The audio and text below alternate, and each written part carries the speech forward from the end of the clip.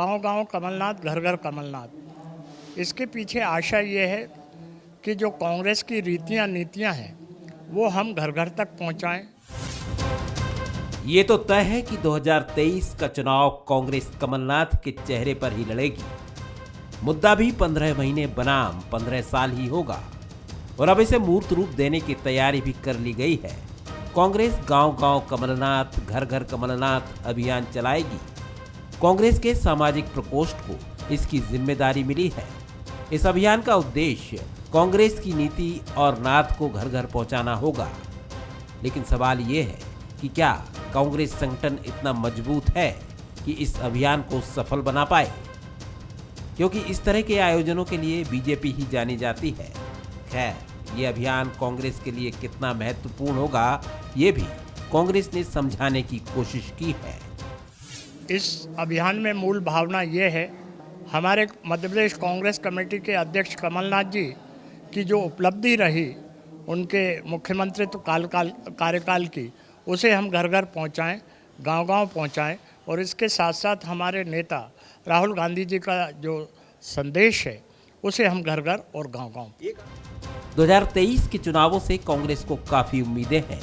इसका ही नतीजा है कि एक साल पहले ही कांग्रेस काफी एक्टिव दिख रही है। हालांकि तैयारियों के मामले में बीजेपी कांग्रेस से 2 कदम आगे ही है, लेकिन बीजेपी ने कांग्रेस के इस अभियान पर चुटकी जरूर ली है। जिसने भी कांग्रेस पार्टी में इस कार्यक्रम को बनाया, कोई ना कोई इसके पीछे दिमाग होगा। वो कमलनाथ जी का शायद सबसे बड़ा दुश्मन है।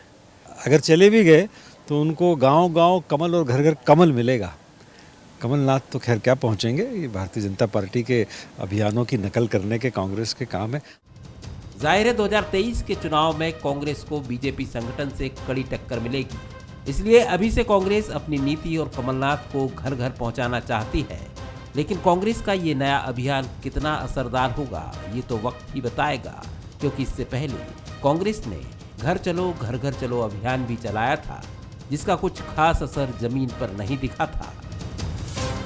नमस्कार, मैं हूं शरद द्विवेदी और आज का हमारा मुद्दा है कैसे पहुंचें घर घर नाथ। कई बार राजनीतिक दल, चाहे कोई भी हो, कांग्रेस हो, बीजेपी हो या तमाम राजनीतिक दल हो, वो कुछ बड़ी आकर्षक जुमलेबाजी गढ़ने की तैयारी में रहते हैं। ये शायद कार्यकर्ताओं का मनोबल बढ़ाने के भी अभियान होते हैं, क्योंकि चुनाव की तैयारी एक बड़ी डिफरेंट, एक बड़ी मुख्तलिफ, एक बड़ी भिन्न किस्म की तैयारी होती है। और इस तैयारी में जो आपकी ताकत लगती है, वो ताकत रियल जो आपकी स्ट्रेंथ होती है और जिसके ज़रिए आप जनता के मन तक पहुंचते हैं, ये उस रियल स्ट्रेंथ की ही परीक्षा होती है चुनाव के रूप में।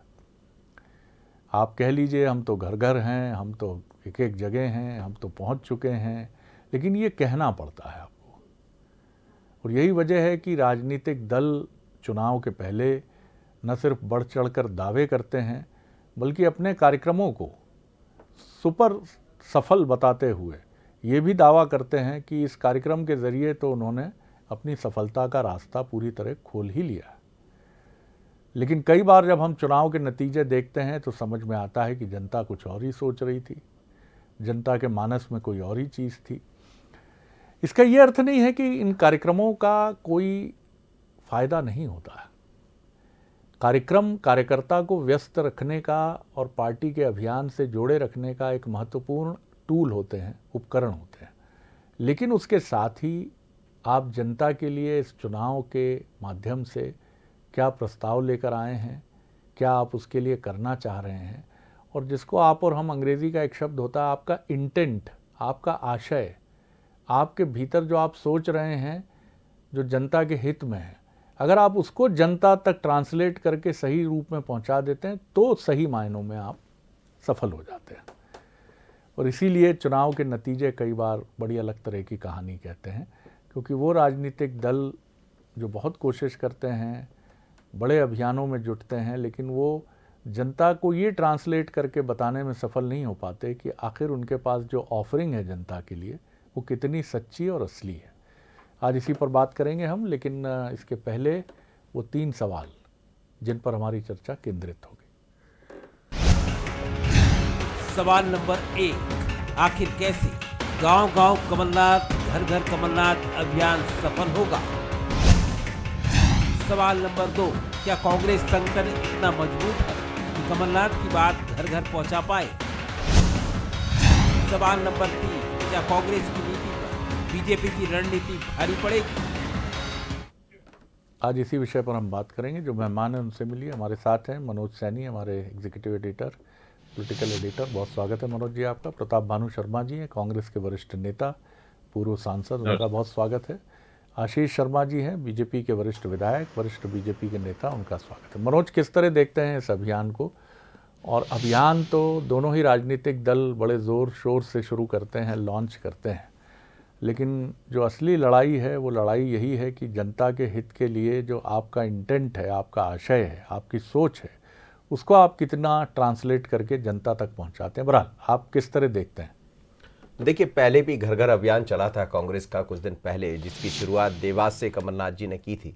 सवाल उठाए गए थे भारतीय जनता पार्टी के द्वारा कि घर घर वो नहीं पहुंच पाए, खुद भी नहीं पहुंच पाए। खैर, वजह बहुत सारी, वो बीजेपी कांग्रेस का मुद्दा हो सकता है। लेकिन जहां तक अभियान की बात करें तो चेहरे व्यती भारतीय जनता पार्टी अपनी लाइन देती है और उसी लाइन पर आगे बढ़ती।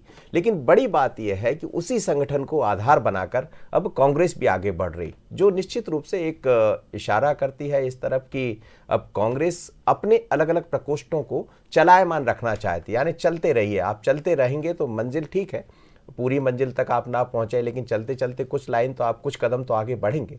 और वही भारतीय जनता पार्टी करती रही। और अभी भी कमलनाथ बार बार यही कहते हैं कि यदि हमें लड़ाई लड़ना है तो भारतीय जनता पार्टी के संगठन से लड़ना। कई बार हम देखें, कई प्रकोष्ठ है, जैसे भारतीय जनता पार्टी में देखते हैं तो अलग अलग मोर्चाएं, ऐसे इनके यहाँ प्रकोष्ठ है। ये सामाजिक कल्याण प्रकोष्ठ है जिसके द्वारा इस कार्यक्रम की रचना रची गई है। उसमें समाज कल्याण से जुड़े, यानी समाज से जुड़े हर वर्ग के घर पहुँचना, कमलनाथ की बातों को पहुँचाना और नाथ का एक फोटो भी वहाँ पहुँचाना कि नाथ ही वो चेहरा है 2023 का, जो 18 की बातें भी उसमें होंगी। तो ऐसा इसमें मुद्दा वही है कि चलायमान अपने कार्यकर्ताओं को रखना, अपने प्रकोष्ठों को लगाए रखना 2023 तक। और शरद जी, ये शायद पहली बार आप और हम देख रहे होंगे कि कांग्रेस एक्टिव तो है, इस बात से इनकार नहीं किया जा सकता। अलग अलग मोर्चों के द्वारा कल भी एक बैठक कांग्रेस की हुई, जो अंदर खाने की खबर है। उसमें यह भी कहा गया कि जो काम नहीं करना चाहते, आप और हम एक बार और पहले इस मुद्दे पर बात की थी, तो उन्होंने कल फिर चेताया है कि हमारी लड़ाई भारतीय जनता पार्टी के संगठन से है। जो भी मोर्चे में है, जो भी प्रभारी है, वो चलते रहिए। तो ये चलता है, चलायमान रखने का एक सिलसिला है 2023 के पहले, लेकिन एक्टिवनेस दोनों तरफ नजर आ रही है, जो 2023 के चुनाव को अलग दृष्टि से देखने की तरफ इंगित कर रही है। आशीष जी, इससे इनकार नहीं किया जा सकता कि जब आप अपने किसी बहुत मजबूत प्रतिद्वंदी से लड़ते हैं, मैं बात कांग्रेस की कर रहा हूं क्योंकि सबसे मजबूत प्रतिद्वंदी आप ही हैं, यानी बीजेपी है, तो आप काफ़ी सारे आपके जो गुण हैं, कई बार अपने प्रतिद्वंदी के गुणों से या तो प्रयासपूर्वक या बिना प्रयास किए भी मिलने लगते हैं, क्योंकि आपको लगता है कि लड़ना है तो कुछ कुछ उसी के जैसा होना पड़ेगा। और 90 के दशक में कुछ समीक्षक ये भी कहते थे बीजेपी के लिए कि बीजेपी सैफरॉन कांग्रेस होती जा रही है। शायद ये उस समय का विश्लेषण था कि साहब ये चीज़ें जो कांग्रेस में हैं वो बीजेपी में दिख रही हैं उस दौर में। लेकिन मध्य प्रदेश में मजबूत बीजेपी के संगठन से लड़ते लड़ते, बेहद मजबूत संगठन से लड़ते लड़ते कई सारी चीज़ें, क्योंकि कमलनाथ जी बार बार कहते हैं लड़ाई संगठन, बीजेपी के संगठन से, तौर तरीके कुछ वही फॉलो हो रहे हैं जैसा Shailendra Sharma ji, senior BJP leader, भी कह रहे थे कि हमारी नकल कर रहे हैं। नकल अच्छे ढंग से की जाए तो बहुत कारगर भी हो जाती है, ऐसा भी नहीं है, लेकिन अगर वो सिर्फ नकल है तो विफल है। क्या कहेंगे आप? वही शरद जी, मैं आपकी बात तो हमारे यहाँ एक कहावत है कि नकल करने में भी अकल चाहिए। कांग्रेस ने बहुत सारे प्रयास किए, संगठन स्तर पर कांग्रेस सेवा दल बनाया और राष्ट्रीय स्वयंसेवक संघ की तर्ज पर उसका क्या हश्र है, उसकी क्या स्थिति आज कांग्रेस संगठन में, ये आप अच्छी तरह समझ सकते हैं। हम तो इस बात को मानते हैं कि एक देश का नेतृत्व नरेंद्र मोदी जी का और मध्य प्रदेश का नेतृत्व शिवराज सिंह चौहान, एक ने राहुल गांधी को, जिनके ऊपर कांग्रेस के ऊपर ये आरोप है, ये मैं लगातार बहुत सारे लोग कहते आए हैं कि देश को तोड़ने के लिए कांग्रेस की नीतियां जिम्मेदार हैं, जिनके कारण देश टूटा, जिसके कारण देश कमजोर हुआ। और एक हमारे पांव पांव वाले नेता जो गांव मध्य प्रदेश की जन जन तक पहुंचते हैं, हर घटना, हर परिस्थिति में जिनका लोगों से सीधा संवाद और सीधा तादात्म्य होता है, उनके कारण कमलनाथ को बाहर निकलना पड़ रहा है, और एक के कारण राहुल गांधी को भारत जोड़ने जैसी यात्रा निकालने के लिए निकलना पड़ रहा है। ये जनता के अंदर की आवाज है जिसने इन दोनों नेतृत्व को, चाहे नरेंद्र मोदी जी हो चाहे शिवराज जी को, आज इस शीर्ष पर पहुंचाया।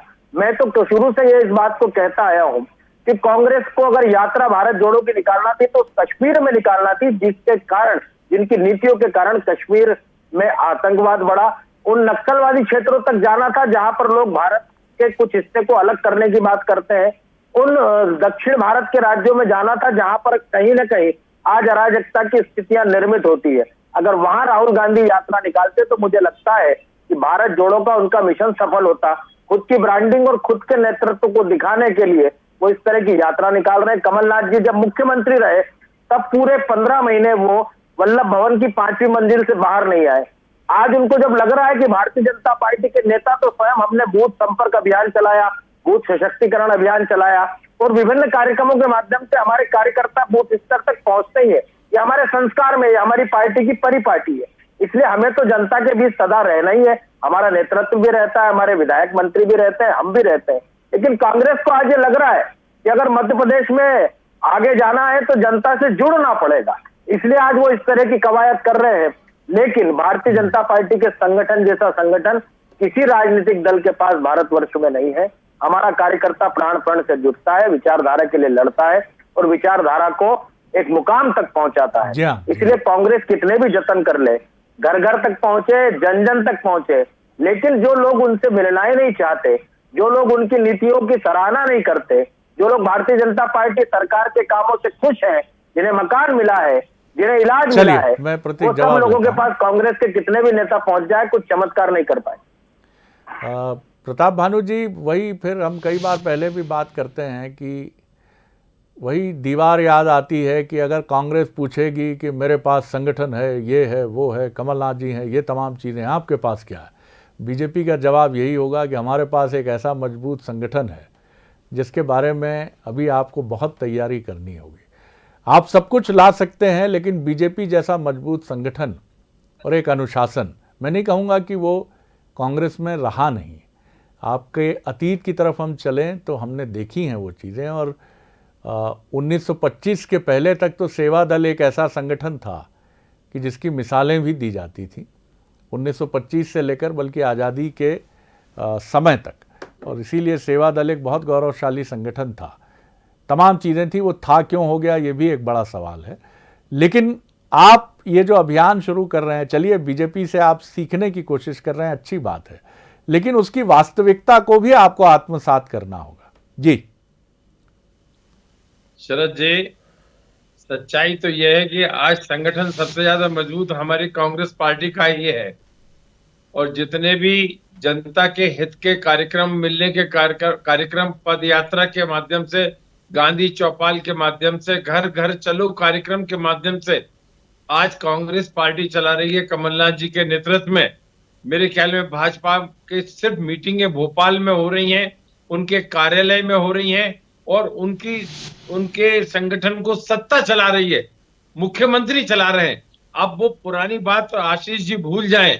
इनका सत्ता में रहने के बाद 8-10 सालों में चाल, चरित्र और चेहरा तीनों बदल गए हैं, और इसी से ये साबित होता है कि इनका फोकस राहुल गांधी जी की इस महत्वपूर्ण राष्ट्रीय पदयात्रा, भारत जोड़ो यात्रा में भी ये अच्छाई में बुराई दिख रहे हैं। पूरा देश लिख रहा है, पूरा पत्रकार लिख रहे हैं, पूरा मीडिया कह रहा है इस बात को कि राहुल गांधी की यात्रा में लाखों लोग आ रहे हैं, बगैर बुलाए आ रहे हैं। ये कह रहे हैं कोई दिख ही नहीं रहा उनके यहाँ। अरे इन्हें कौन सा दूरबीन चाहिए राहुल जी की यात्रा को देखने के लिए? आप तमिलनाडु की बात करें, केरल की बात करें, कर्नाटक की बात करें, महाराष्ट्र की बात करें, और अब मध्य प्रदेश की भी बात करें। यदि कर्नाटक में 2-2.5 वो एक अलग विषय है, उस पर भी बात कर लेंगे कभी। अभी सिर्फ आपकी संगठन के कार्यक्रमों की बात है। राहुल जी की पदयात्रा को क्यों ले आते हैं? संगठन मजबूत है, कांग्रेस के कार्यक्रमों से ये बौखलाए हुए हैं, और जिस तरह से कमलनाथ जी के नेतृत्व में हम मंडलम, सेक्टर, पोलिंग बूथ तक हम इनकी नकल नहीं कर रहे। इनमें तो जो काम कर रहे हैं करते रहे। हमने कभी, कांग्रेस ने संगठन अपने बलबूते पर मजबूत बनाया है। यदि हमारी फ्रंटल ऑर्गेनाइजेशन है तो जब भारतीय जनता पार्टी का गठन नहीं हुआ था इसके पहले से हमारी पंचायत ऑर्गेनाइजेशन, चाहे सेवा दल हो, चाहे युवक कांग्रेस हो, चाहे महिला कांग्रेस हो, चाहे किसान कांग्रेस हो, सब काम कर रही हैं। अब कमलनाथ जी ने, जो प्रदेश कांग्रेस कमेटी के अध्यक्ष हैं, उन्होंने ये सुनिश्चित कर दिया है कि जो पदाधिकारी है, जो काम करना चाहता है, जिम्मेदारी निभाना चाहता है, उसे गांव गांव जाना होगा। जनता के प्रति अकाउंटेबिलिटी उसकी बनती है। और वो जो सरकार की फेल्योर है, महंगाई है, खाद नहीं मिल रहा, बीज नहीं मिल रहा, बेरोजगारी है, किसान परेशान है, भाजपा ने जो वायदे किए थे 2 करोड़ लोगों को रोजगार देंगे, किसान की आमदनी दुगनी कर देंगे, ये सच्चाई कौन लेके जाएगा? कांग्रेस का कार्यकर्ता आज गांव-गांव में जा रहा है। चौपाल में मैं खुद शामिल हुआ हूं, गांव की पदयात्रा में शामिल हुआ हूं, और कितने लोग अपने आप जी, लेकिन आपका ये कार्यक्रम तो कमलनाथ जी को घर घर पहुंचाने की बात कर रहा है, कांग्रेस को घर घर पहुंचाने की बात कर रहा है। हम भी चाहते हैं आप घर घर जाए, जहां आप झोपड़ी छोड़ के आए थे, आज पक्का मकान, जब घर घर कांग्रेस जा रही है, कमलनाथ जी जा रहे हैं, बिजली का खंभा आपको मिलेगा, उसके घर में दोनों समय का भोजन भी लगाए हैं, खाद्य पर्ची हमने बनाई है, कांग्रेस ने पहुंचाई है। आप जाइए, हम भी चाहते हैं आप देख के आए सरकार के समय के उस गड्ढे, आज वहाँ बढ़िया चमचमाती पुल आपको मिलेगा। की हालत क्या हो रही है? मुख्यमंत्री से आप जाइए, जो शिक्षा कर्मी आप छोड़ के आए थे, देख लो, जो शिक्षा कर्मी आप छोड़ के आए थे वहाँ शिक्षक बन चुके, जाइए। हम तो चाहते हैं, भोपाल में क्या है, राजधानी में क्या है, हम तो चाहते हैं आप जाएं, हम तो चाहते हैं आप जाएं, जनता तक पहुंचिए, देखिए भाजपा के कार्यालय में हो रही है, जाके देखिए। आपके समय में हो रही है, किसी किसान के घर, आपके समय के जनरेटर या लालटेन आपको किसी किसान के घर कोने में पड़े हुए मिले, देखिए। चलिए अच्छा लगेगा। मनोज जी, मैं आपकी तरफ लौटता हूं। दोनों विद्वान हमारे जो वक्तागण हैं बीजेपी और कांग्रेस के, लौटूंगा उनकी तरफ। ये सही है कि सुनना चाहिए जी, जब हम कोई सच्चाई बता रहे हैं, कांग्रेस का कार्यक्रम के बारे में बता रहे हैं, तो आशीष शर्मा जी को सुनना चाहिए। नहीं, उन्होंने धैर्यपूर्वक सुना आपको, मैं कोई उनके पक्ष में नहीं कह रहा हूं ये बात, और आगे भी सुनने के लिए वो तत्पर हैं। अगर आप कुछ बोलना चाहें तो मैं कुछ आपको 15-20 सेकंड आपके लिए और उपलब्ध हैं। जी नहीं, अगले राउंड में बोलेंगे, नहीं बोलेंगे। वाह वाह, बहुत बहुत आपकी उदारता को प्रणाम। जी मनोज जी, मुझे ये समझाइए जरा कि ये जो कोशिश है कांग्रेस की, ये निश्चित तौर पर, मैं जैसा पहले कह रहा था कि आप जब किसी बहुत सबल प्रतिद्वंदी से, राइवल से आप भिड़ते हैं, तो आपके सबकॉन्शियस में जो उसकी शैली है लड़ने की, युद्ध की, आप उसको फॉलो करने लगते हैं। आप, इसीलिए कहा भी जाता है कि अच्छी बात यह है कि आप अपने प्रतिद्वंदी जिससे भी भिड़ें, वो अगर बहुत ताकतवर होगा तो इससे आपको नुकसान नहीं होगा, क्योंकि उसकी जो अच्छी चीज़ें हैं, उसकी जो ताकत है, आप कहीं ना कहीं उसको फॉलो करते हैं।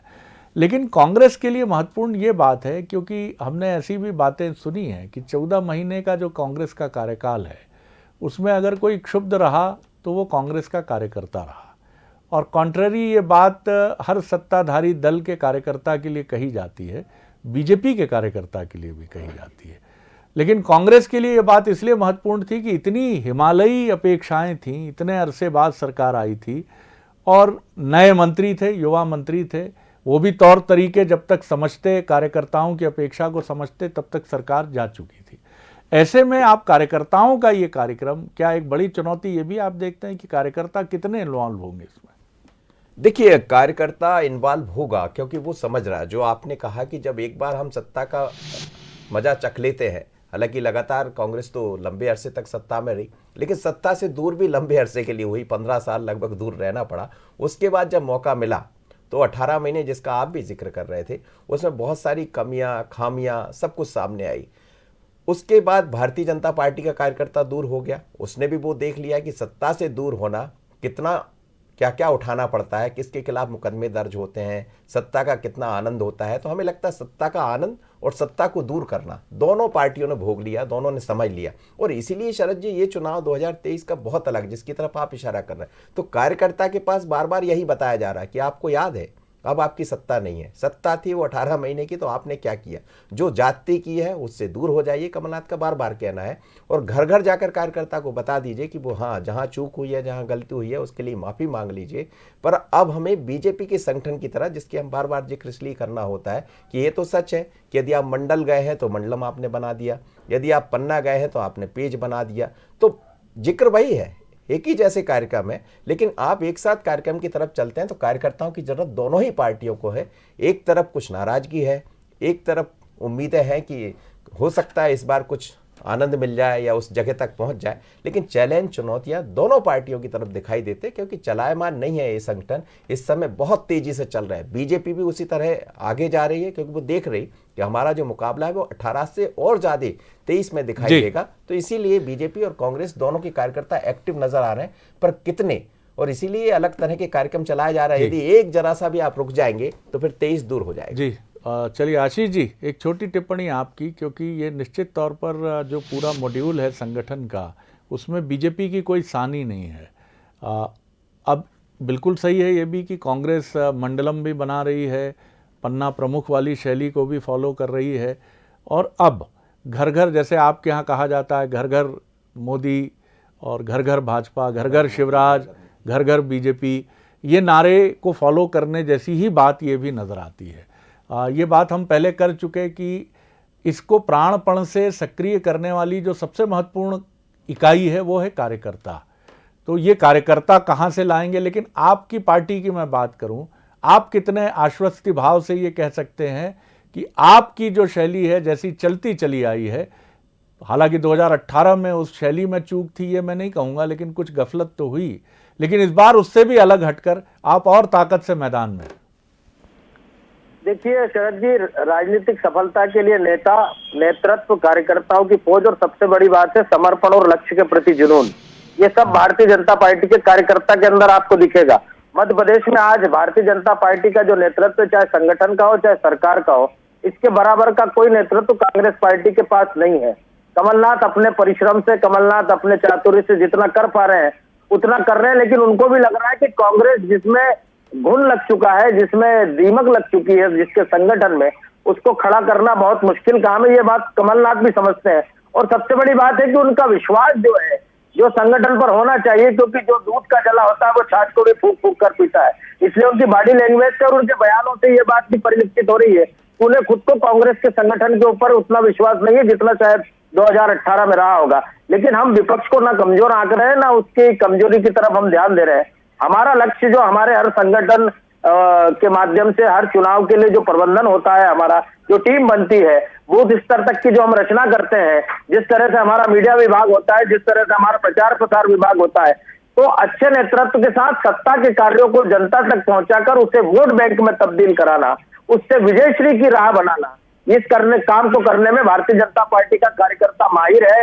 2003 से लेकर 2018 तक और 23 तक निश्चित ही चुनाव में कुछ चूक भी होती है। चुनाव में कई बार विरोधी जनता की भावना का उपयोग करके और मतदान को अपने पक्ष में भी कराता है, लेकिन इन सबके बाद भी 2023 का पूरा रोड में भारतीय जनता पार्टी के पास। बहुत शुभकामनाएं आपको इसके लिए, और कांग्रेस को भी बहुत शुभकामनाएं, क्योंकि आप दोनों ही इस चुनावी रण के महारथी हैं, और निश्चित तौर पर बीजेपी इसमें अग्रणी महारथी है।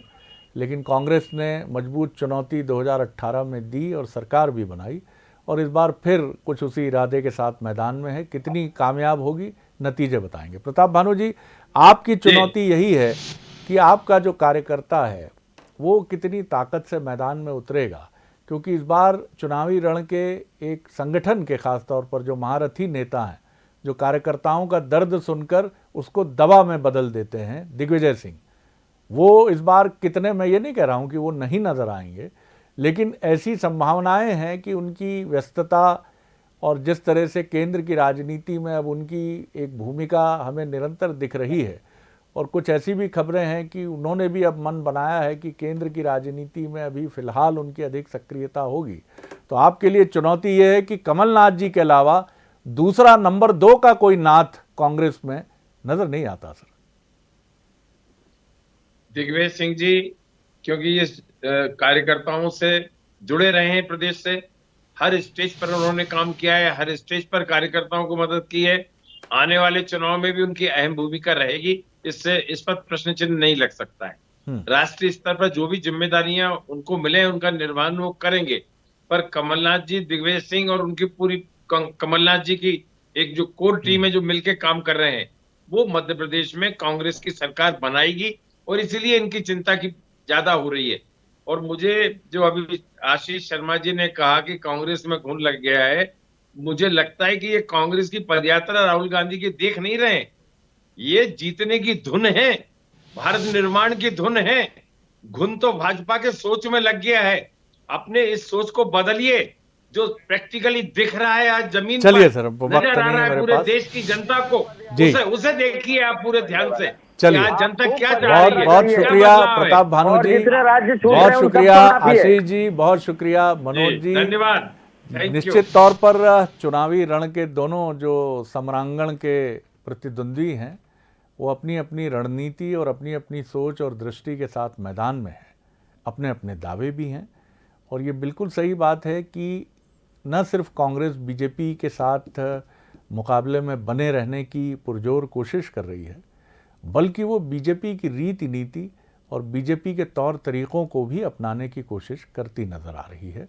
चाहे बात हिंदुत्व से जुड़े मसलों की हो या फिर संगठनात्मक मजबूती की हो, लेकिन ये बात बिल्कुल सही है कि आपका कार्यकर्ता और आपके क्षेत्रीय नेताओं का एक मजबूत आवरण, कांग्रेस की मैं बात कर रहा हूँ, वो जितना चुनाव में ताकत के साथ उतरता रहा है, कांग्रेस के लिए वो उतना बेहतर होता रहा है। क्या 2023 में ये होगा? वक्त बताएगा। आगे देखिए अफसरनामा। बस्तर कलेक्टर, भारतीय प्रशासनिक सेवा के अधिकारी